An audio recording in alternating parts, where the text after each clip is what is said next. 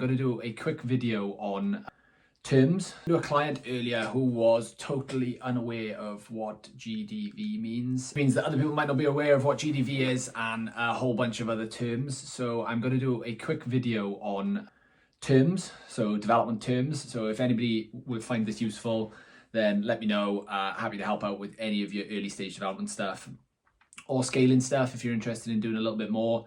But yeah, let's get into it and spin through some of the typical development terms that people are unaware of. So yeah, let's start with GDV. GDV stands for gross development value. It is the estimated value of an asset, maximum value of an asset once works are completed. So once you've been in and renovated or you've added value, then development is complete. That'd be the point of maximum GDV, maximum gross development value. And the reason it's important to know GDV up front is because you need to understand what your end value is before you can before you can even do the deal, because you need to know, if there's margins in it and if you can exit it.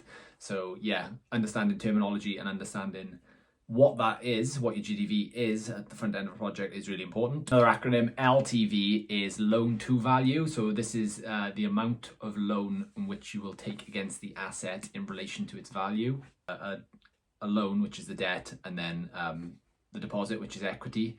The loan to value is typically 75% for residential assets, probably more like 60 or 65% for commercial assets. Loan to value matters because if you have a higher loan to value, then you will likely have higher rates, and you will likely have, which will mean you have higher mortgage payments as well. So yeah, it's worth knowing what loan to value means. Next, we'll talk about freehold and leasehold titles. So a title is registration of the property with Land Registry here in the UK. The freehold version of that, the freehold title, is the absolute title. So it's the title for the land in which the building sits upon.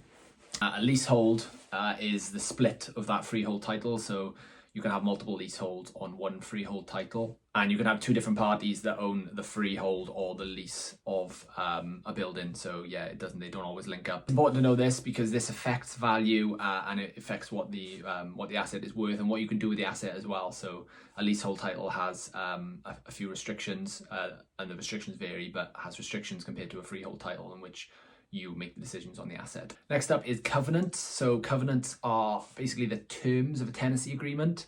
So you can have restrictive or open covenants, and they can vary, and you can change covenants as well. A covenant is a restriction or an obligation of the tenant. So if you're looking at stuff that has covenants, then you need to understand what those are before you proceed with it. A deed is often referred to as a deed of purchase, is a document that's been processed to give somebody the right to inhabit somewhere or possess something. So a deed is registered with the Land Registry, and you will get a copy of your deeds for any property that you own, or your solicitors will have it if you don't have it. Next up is a lender. A lender is somebody who provides finance for a property.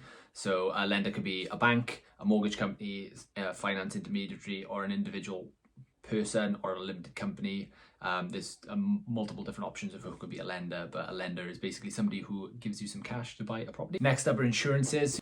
Public indemnity or public liability insurance is an insurance policy that covers you for anything that might happen while on your premises. So if somebody hurts himself or something happens on your premises, then the insurance covers the cost of whatever happened. Redemption is a term you'll hear solicitors talk about. That is when a mortgage or a balance against an asset is repaid. So they will redeem the mortgage. So it is called a redemption. A repossession or a repossession order is when a bank, a lender, we just talked about, looks to repossess an asset because the owner of the asset can no longer perform the duties in which they said that they would.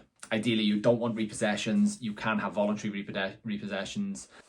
Next is stamp duty. Stamp duty is a tax that you pay to the government for purchasing property. So sometimes on your own residential property over a certain amount, and certainly on investment property, you will likely have to pay stamp duty.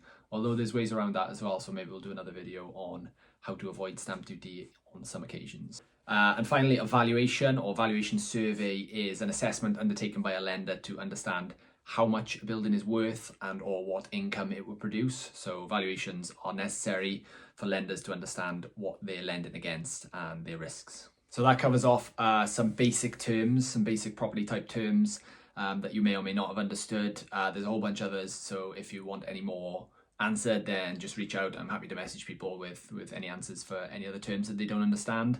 And also drop us a like and a subscribe, and we'll try and get some more of these videos out as often as we can.